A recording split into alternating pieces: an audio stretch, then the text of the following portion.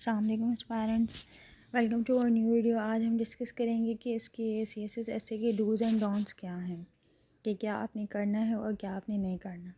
तो ओवरऑल हमारे लेक्चर्स जो हैं वो कंप्लीट होने वाले हैं, तो मैंने सोचा कि ये चीज़ भी डिस्कस किया जाए।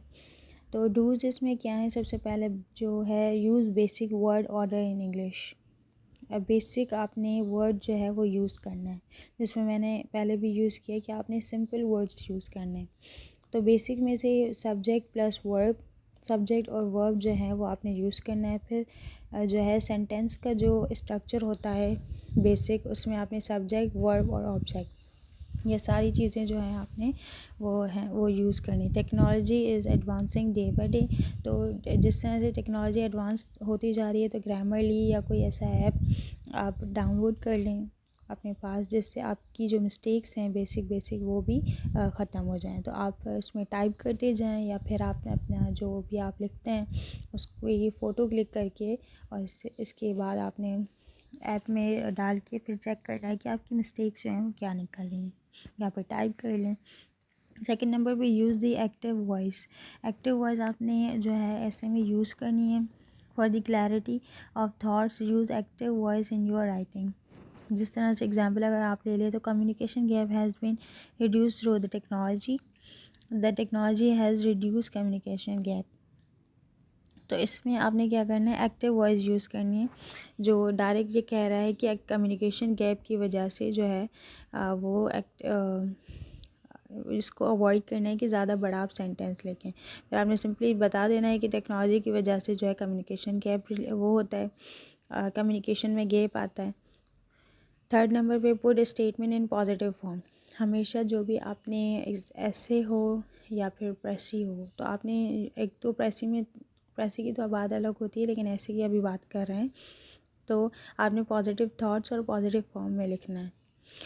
किस तरह से आप लिखेंगे, he was not very often on time, तो इसको अवॉइड करना है, ही यूजुअली केम लेट।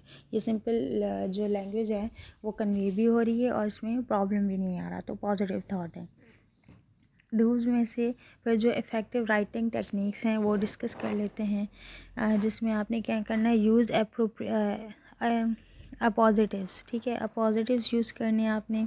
किस तरह से आप यूज़ करेंगे, माओ जिंगो वंस सेड, ठीक है, इसको अवॉइड करना है। फिर Mao Zedong the leader of Chinese revolution once said. फिर आपने क्या करना है, उसके बाकायदगी से नाम देना है कि इसने ये कहा है। फिर अब्राहम लिंकन एबोलिस्ट स्लेवरी, इसको भी अवॉइड करना है आपने। अब्राहम लंचेस, फिर आपने कॉमा लगानी है, फॉर्मर अमेरिकन प्रेसिडेंट, फिर कॉमा, फिर अबॉलिश स्लेवरी इन USA। देखिए कुछ सेंटेंसेस ऐसे होते हैं कि जो प्रॉब्लम मतलब कि अगले वाले को बात समझ में ही नहीं आती, कन्वे नहीं होती, तो आपने ये ऐसे कुछ चीज़ों से अवॉइड करना है जो बात जो है सही से कन्वे ना हो। फिफ्थ नंबर पर use parallel structure of sentences. जो स्ट्रक्चर है आपका उसको आपने पैरेलल सेंटेंसेस में सेट करना है। एग्जांपल ले लें, he likes to swim, sail and then sing जी, ये समझ नहीं आ रहा, ठीक है, तो इसको भी अवॉइड करना है। फिर आपने क्या लिखना है, simply he likes to swim, sail and dance, ठीक है। फिर आता है सिक्स नंबर पे, use definite specific concrete words.